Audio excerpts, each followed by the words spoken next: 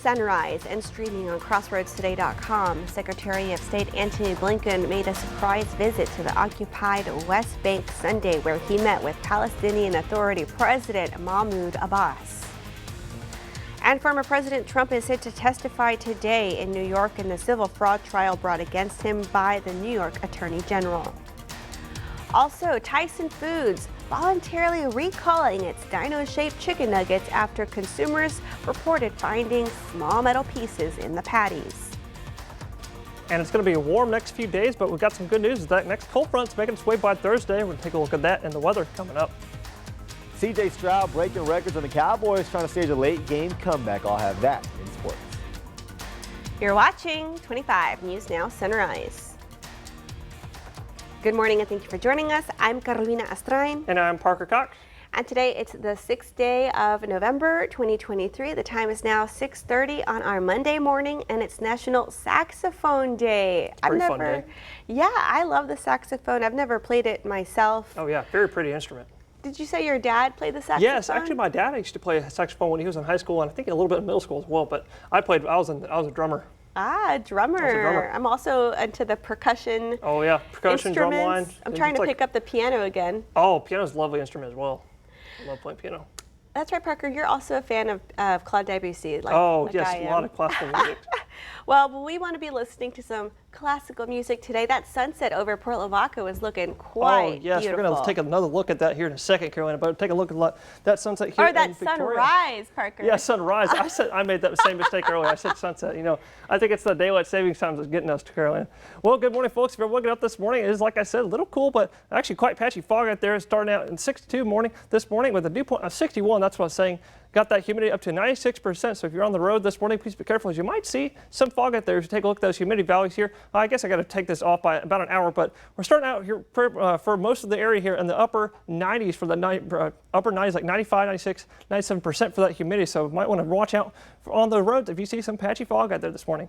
And we're going to be warming up over the next few days. We're going to take a look at those temperatures for today, warming up into the low 80s today, and then cooling off pretty much, like I said, low 80s for the entire area here today, then dropping into the 60s overnight tonight, probably mid 60s tonight, and then warming right back up again tomorrow into the mid 80s tomorrow, making it a warm next few days, especially until Thursdays. We're going to have that next cold front come through. So take a look at what's going on here. We got that high pressure currently in the Gulf of Mexico right now, which is giving us all that warm weather, giving us all that streaming southerlies and the warm, humid conditions in the area right now. But then here comes this new low coming into Canada, actually going to ride right along the border there, going to give us that cold front right along that trough axis that's going to be in our neck of the woods by Thursday overnight into Friday morning, probably about Friday 7, 8, 9 a.m. is when we can see that cold front come through our area. Well, in a few moments, we're going to take a look at those temperatures are going to drop down to this week, and then it's going to come up. You're going to want to stick around. We'll see what that is, and that's coming up in just a few moments. Back to you, Carolina. Thank you, Parker. U.S. Secretary of State Antony Blinken met with Palestinian Authority President Mahmoud Abbas during a surprise visit to the occupied West Bank Sunday. State Department spokesperson Matthew Miller said in a readout that during the meeting, Blinken reaffirmed American commitment to deliver humanitarian assistance and resume essential services in Gaza. Blinken also made it clear that Palestinians, quote, must not be forcibly displaced, with Miller saying they discussed the need to stop extremist violence against Palestinians and hold those responsible. A spokesperson for the Palestinian president said Abbas called for an immediate ceasefire. We'll go to Washington for more on Blinken's visit later on Sunrise.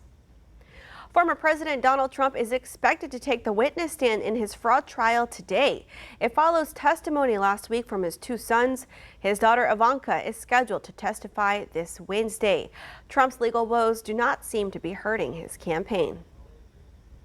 President Donald Trump is set to take the stand today in his own defense at his civil fraud trial in New York. Trump reportedly telling advisors he's not concerned about testifying. The New York Times says Trump has held multiple preparation sessions. There won't be any cameras in the court today for his testimony. I declined to answer the question.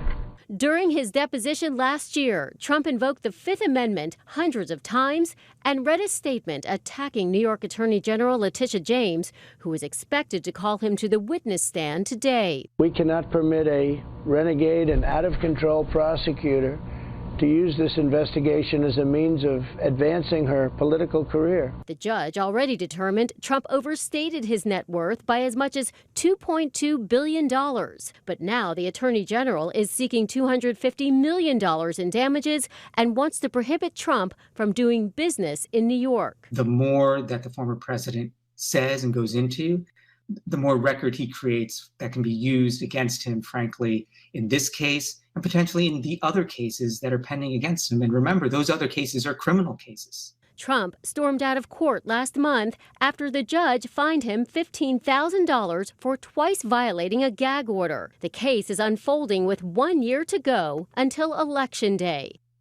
Trump is getting some bad news ahead of testimony today.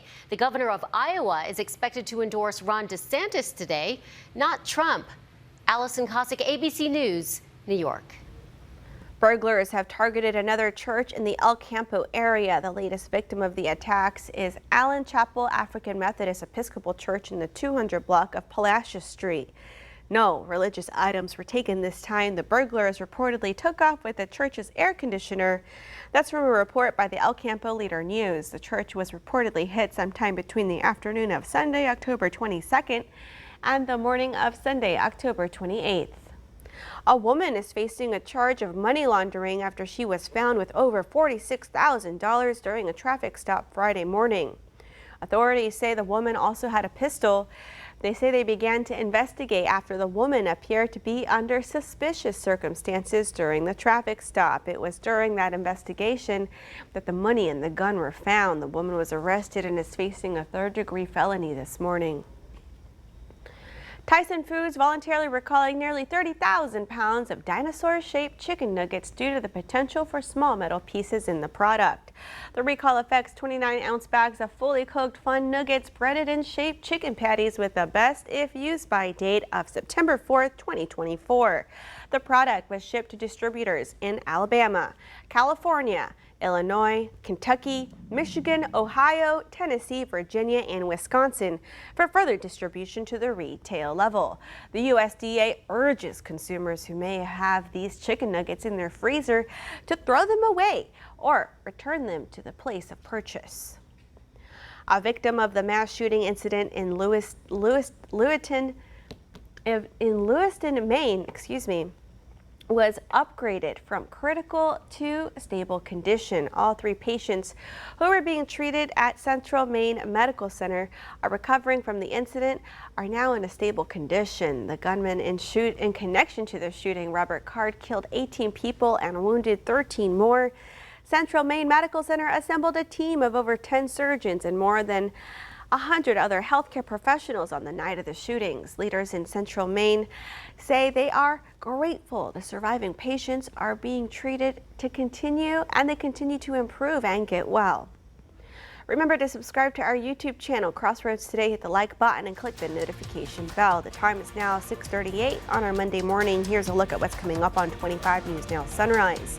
Event goers gathered for a fundraising event last night in Victoria. Overnight, more rocket fire and explosions in Gaza as the Israeli Defense Forces claim that they have cut that territory in two. I'm Liz Landers in Washington for ABC News with the latest. And coming up after the break, we're going to take a look at that school bus forecast, that allergy report, and another look at that rain forecast as well. And that's all coming up.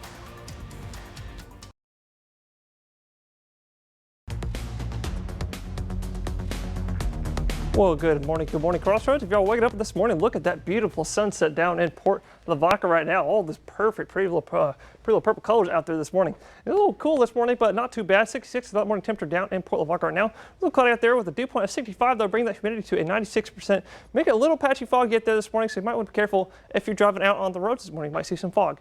Well, if you're sending your kiddos off to school this morning, about low 60s as they're heading out the door is that morning temperature, foggy and mostly cloudy. And as they're heading back home in the afternoon, about 3-4 p.m., window 3-4 p.m. window 85, mid 80s is that afternoon high with some mostly cloudy skies and that fog out of our area probably about 9-10 a.m. this morning. Well, if you're like me, you do not like those allergies, got some good news. That tree pollen is non-existent today with the grass and ragweed pollen remaining quite low today. And look at that 7-day forecast. If you're here at the Crossroads, we're going to be warming up. If you don't like the cool weather, got good news for a couple days, warming up here into the upper 80s. And if you don't like the warm weather, got also good news for you. You're going to drop it into the 60s this week and ahead of your Veterans Day Saturday. That's it for now. We're going to have more in just a few more moments. Back to you, Carolina. Thank you, Parker. History in Houston and Dallas trying to pull out a win on the road. Sports reporter Zach Brown has more.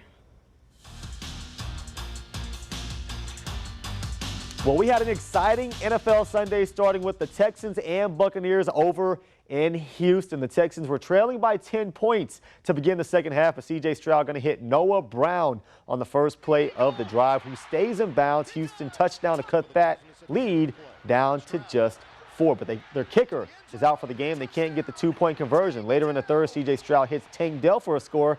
Same problem. No kicker can't get the 2 in the fourth. Because of that situation, they were forced to go for it on 4th and goal, and they convert for a touchdown to take the lead. This time they would get the 2-point conversion to extend their lead by 7. Their emergency kicker was Dare Agumbawale, the third-string running back. The Texans deciding not to go for it on 4th and goal, and he drills a huge 29-yard field goal. Tampa would tie the game. They would actually take the lead. The Texans got the ball back with 46 seconds. That's too much time for C.J. Stroud, who marches Houston down the field to stun Tampa to get a 39-37 victory. C.J. Stroud with a rookie record 470 yards on the afternoon. The Cowboys in Philly trying to stage a late game comeback themselves. Dak touchdown pass makes it a 5-point game. They would go for 2 to try to make it a field goal game. He can't find anybody open. He's going to scramble. He's got the angle, and you think he's in, but they would eventually call this back because he just did step out of bounds, so it remains a 5-point game. And boy, was that big, because on the final play of the game, instead of going for the tie, Dallas forced to go for the win. They throw it short of the goal line. C.J. Lamb stuffed at the 2-yard line. Philly hangs on for the win. Dallas falls to 5-3. They get the Giants next week. With your 25 Sports Now, I'm Zach Brown. Thank you, Zach. All right, we want to invite y'all to experience our digital streaming service, Crossroads Today Plus. You can find it on your connected TV through Amazon Fire TV, Roku, Apple TV, and Android TV. Just search Crossroads Today Plus. The war between Israel and Hamas has been raging for more than a month now, with no immediate resolution in sight. Overnight, Israel saying they have cut the Gaza Strip in 2, surrounding the Gaza City ahead of an expected ground operation. And here at home, large protest over the weekend in Washington demanding a ceasefire in the conflict. The conflict in the Middle East intensifying as the war between Israel and Hamas has reached a 5th week of fighting. This video taken from southern Israel showing explosions and flares in Gaza, rocking the small strip overnight as Israel's offensive continues. As their troops build a larger presence on the ground in Gaza, the Israeli Defense Forces claim that they have cut the densely populated area into 2 and created a, quote, humanitarian corridor for civilians. The death toll, though, climbs to more than 9,700 Palestinians, according to Palestinian health officials, as the pressure is mounting on the Biden administration to lower tensions. Secretary of State Antony Blinken in the region once more, making a surprise visit to the West Bank, where he met with Palestinian Authority President Abbas. Blinken told reporters, following my conversations with the Prime Minister and with the Israeli government, this is a process. Israel's raised important questions about how humanitarian pauses would work. We've got to answer those questions. We're working on exactly that. In fact, we agreed that our teams would get together, and they're doing just that. It's important that the pause advance a number of things. One of them is hostages. As the Arab world calls for a ceasefire, the president and his team making it clear that they believe Israel has a right to defend itself, but supports a long-term solution for Palestinians living in Gaza and the West Bank. That means resuming the urgent work of giving a political horizon to the Palestinian people, which to President Biden means a two-state solution. Israeli Prime Minister Benjamin Netanyahu says there will be no ceasefire without the return of the more than 240 hostages being held by Hamas in Gaza. In Washington, Liz Landers, ABC News.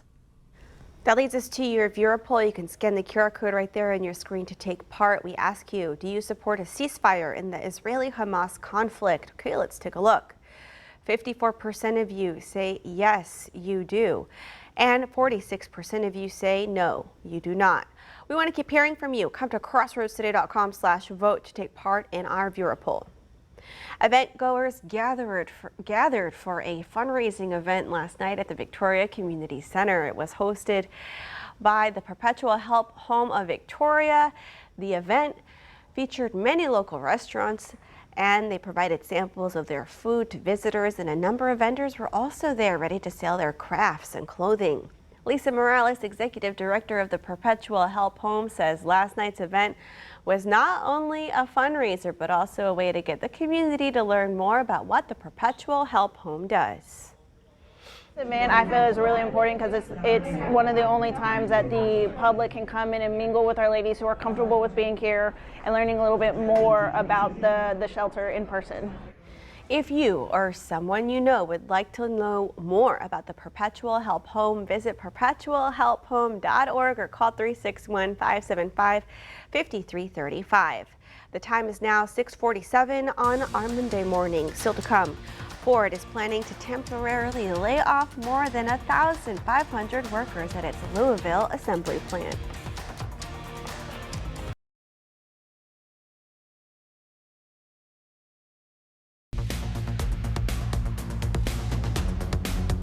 Well, good morning, Crossroads. If you're all waking up with this right now, or if you're just tuning in, we've got some good news for you if you do not like all that warm weather that we're having over the next few days, because we're going to take a look at what's going on here. We've got this high pressure that's currently really dominating out here in the Gulf of Mexico, giving us all those warm and humid conditions out of the Gulf with those streaming southerlies. That's going to be lasting until Thursday, because we're going to see another cold front. Here it comes, coming out of Canada. It's actually going to come off of this low. It's going to come off, going to go along the Canadian and American border. That's going to produce that cold front along that trough axis that will be in our neck of the woods by probably Friday morning, about 7 a.m., 7 to 8 a.m., bringing us into some cool temperatures this weekend to take a look at that in a few moments. Going to take a look at those temperatures for today. Going to be warming up into the 80s today, probably the low 80s for a good majority of our area here in the Crossroads. But then we're going to drop down into the 60s tonight, and then back up into probably the mid 80s tomorrow for a good majority of our area. Making it a pretty solid day to go fishing today and tomorrow. So take a look at your marine forecast. We already had our high tide this morning, a little after midnight at 12:01, with a low tide this afternoon about 3:43 p.m. in the afternoon, with those winds 5 to 10 knots out of the south, making those bays and seas pretty smooth at 2 to 3 feet with a water temperature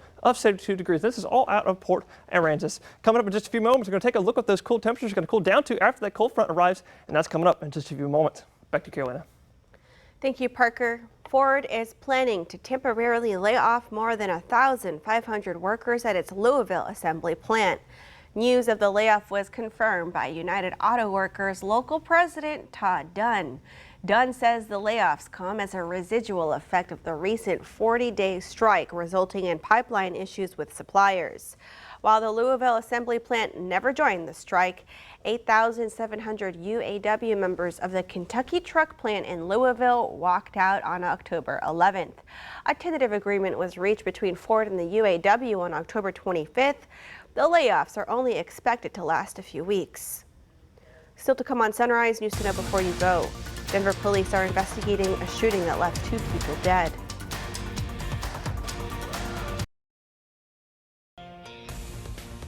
Denver police are investigating a shooting that left 2 people dead and 5 others wounded on Sunday. Police say a call came in around 3:06 a.m. for a shooting at a strip mall, and authorities learned the shooting occurred at an after-hours club called Hell's Lovers Motorcycle Club. There were 7 victims, and 2 of them died from their injuries. It's unclear at this time how badly the other 5 victims were hurt. However, police say several were in surgery. Officers are also investigating if any of the victims fired gunshots. More details surrounding the incident are developing. Anyone with information is asked to call Crime Stoppers. Several people were hurt following a shooting at a large motorcycle rally in Galveston Saturday night. Police say the gunman, 20-year-old Pettis Ray, was detained at the scene and had a gun, and all 6 people were shot. Police say 1 victim did not seek medical treatment and the other 5 were taken to local hospitals. 1 victim is in critical condition and the rest are expected to make a full recovery. Police say they do not believe the shooting was related to the Lone Star Rally. Police say Ray claimed to be a gang member and that they believe he was targeting rival gang members. Ray is charged with 6 counts of aggravated assault with a deadly weapon, and his bond is set at $600,000. An intense high-speed police chase broke out Sunday night. Police began chasing the vehicle after reports of a possible kidnapping. following the suspects through streets and freeways as they reach speeds of up to 120 miles per hour. The wanted vehicle would eventually be pulled over with 2 people exiting. Both would be detained shortly thereafter. For this election, Quail Creek Proposition A would increase the miscellaneous charge by $1.50 more per month per residential customer. The increase would bring the total miscellaneous charge to $10 per month and would be divided to support the following: $3.50 for street lighting and security, $3.50 for the Homeowners Association, and $1.50 for the Volunteer Fire Department, and $1.50 for the Park Fund. In this election, Proposition A states the issue of bonds in an amount not to exceed $3.1 million for waterworks, sanitary sewer, storm sewer, and solid waste disposal systems, and levying of a tax in payment thereof. Voters can choose to vote for or against this proposition. Early voting continues. Early voting ended in Victoria County. It ended on Friday, and the numbers from the election administrator look like this. 578 people voted in person early Friday. 2,809 people voted early in Victoria County. 10 mail-in votes were received Friday. A total of 443 mail-in votes received. 3,252 votes were cast early in Victoria County for this election. That's just 5.8% of registered voters in the county. Don't forget, tomorrow is Election Day. Victoria County Commissioners meet today at 10 a.m. at the Victoria County Courthouse. We have some items from the agenda. They'll consider approval of appointments to the Crossroads Regional Public Defender Office Oversight Board. And they'll also consider approval of a reimbursement request for the Bloomington Volunteer Fire Department regarding a brush unit. Virtual meeting options are available if you cannot attend the meeting in person. Republican state lawmakers want to spend $2.7 billion in new tax money during the current special legislative session. Some budget watchers are concerned that the state may not be able to meet future unexpected costs without cutting programs. You can read this story by the Texas Tribune on our website, crossroadstoday.com. And we want to invite y'all to experience our digital streaming service, Crossroads Today Plus. You can find it on your connected TV through Amazon Fire TV, Roku, Apple TV, and Android TV. Just search Crossroads Today Plus. And now let's get a look at our forecast with Parker. Parker, looks like maybe I'll wear a sweater on Thursday. Yes, on Thursday we're going to have a cool front come our way. Thursday night we're going to take a look down there because we're going to look at this beautiful sunset this morning here in Port Lavaca, Carolina. Beautiful, beautiful morning this morning. 66 degrees that morning down. The morning temperature down in Port Lavaca. With that dew point though of 65, bring the humidity to a 96%. So it might be a little humid and got some patchy fog out there. Take a look at that humidity areas here in the area today. We're expecting anything above 95%. It is going to be fog, so expecting that fog to be out of the area probably about 9-10 a.m. this morning. Well, if you're like me, you don't like all the cool weather, we've got some good news for the next few days. We'll be warming up into the mid-high 80s for the next few days, but then we got this cold front coming our way on Thursday evening, coming our way. It can bring us into some cool temperatures this week, and take a look at the temperatures. 60s are on the forecast this week, and with some good rain chances as well.